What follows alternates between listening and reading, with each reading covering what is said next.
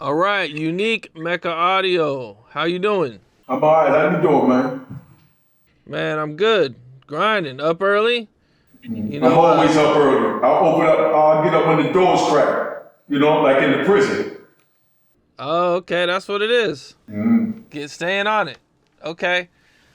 Well, I thought we would kind of just start from the beginning, man. I know you did a few interviews, but for my subscribers, they might not know a lot about you. But so, can you kind of tell them, where you're from and how you got introduced to the drug game and everything? I was born in Kingston, Jamaica. I came up to America in 1972. When I was 7 and a half. January 15, I turned 8 in May 8th, 1972, and we came up. First, we went to Jersey, and I went to Brooklyn, started hanging out with my family members over there that I knew from Jamaica, and from there, I learned about the heroin game over in Brooklyn, and then went over to the Bronx and learned about the weed game with the Rastafarians, my cousins and everybody, and then went to jail, for some burglaries out in Jersey. Then I came out. Then I went up to, Washington Heights. That's where I used to fence a lot of stuff from the burglaries. So that's how I got introduced to the cocaine capital of New York. Up on Broadway, 163rd Street was the main block back then. And, then I went down to Harlem, 154th Street, did my thing down there. Then opened up Mecca Audio for the DJs, and then opened up Club 2000 for the people. And, it is what it is. Okay, you mentioned Open Club 2000. Now, can you kind of tell people what that was about right there? Club 2000, I opened that up because when I went to Miami, I saw how lavish they was living with all the girls with the little bikinis and the Daisy Duke shorts, things that they wasn't wearing up here in New York. So when I went down there and I saw how they was living, they was playing a different type of music they called, Miami bass, the 808, the boom boom. So from going down there, experiencing that, I wanted my people to experience it. So instead of flying 1,000 people down, I just brought up 10, strippers a week from Miami and let New York see what strippers is like. And that's how I introduced strippers to, to New York, and let them see what it was like, down bottom, the things that I witnessed.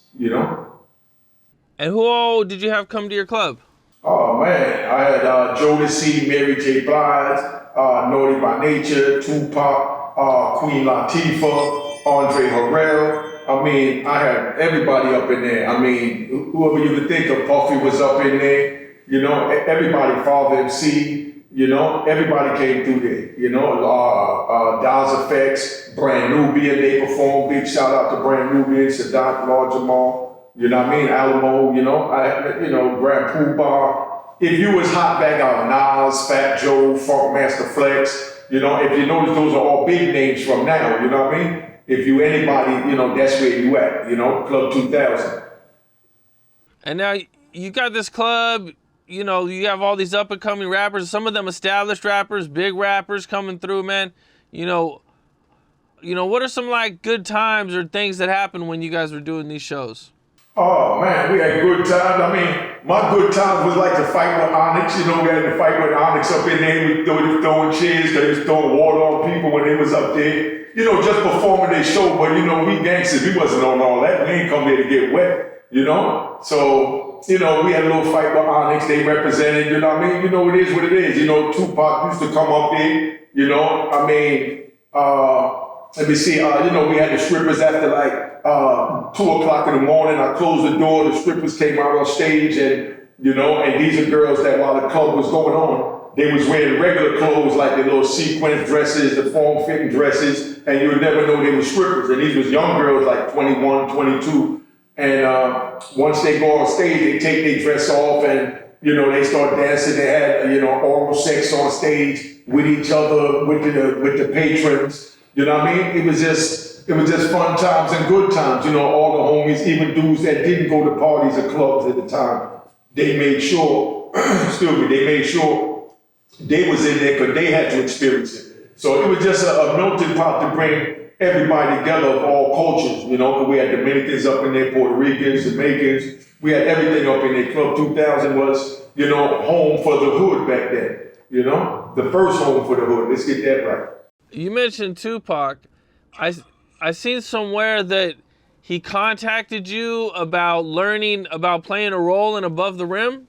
Yeah, when they was doing Above the Rim, you know what I mean? That's when my little man, big shout out to Mo Grime, you know what I mean? That's when my little man Mo Grime was running with him. And he needed to learn how to play birdie. So being I was a club owner, you know, street gangster, you know, he came to me to follow me around to see how to play the role, which I didn't have any problem with it because Tupac family. But, you know, he wanted to bring his entourage with him. And like I said, I'm on the street, I'm moving, shaking and baking. I don't even let my crew really see everything I do. They see what they need to see for me to get done what I need to get done that they involved with. But if I'm doing something over here with somebody else that don't involve this part of the crew, I'm not gonna bring them. So when Tupac wanted to come to follow me, he wanted to bring his homies with him. And I don't do the homies thing, because like I said, I don't even do my homies in my business. That's why none of my homies went to jail when I got my life plus 20, you know?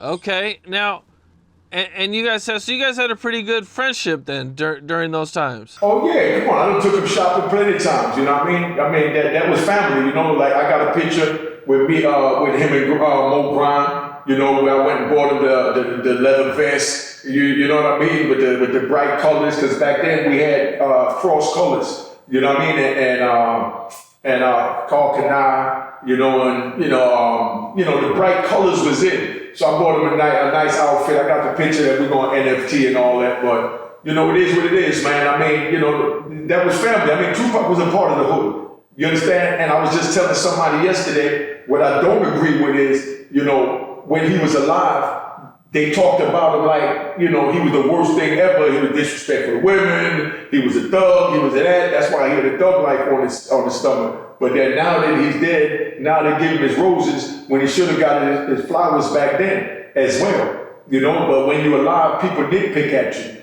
You know what I mean? Like, just like you got a YouTube channel, your numbers blow up, you got 1 million subscribers, you're gonna get somebody to come at you. That's just what they do. You understand? But then when you dead, then they'll look back at all your videos and say that, you know, Cam was a genius, you know, but while he's alive, he's a scumbag. You know what I mean? That's just how America works, I notice, you know?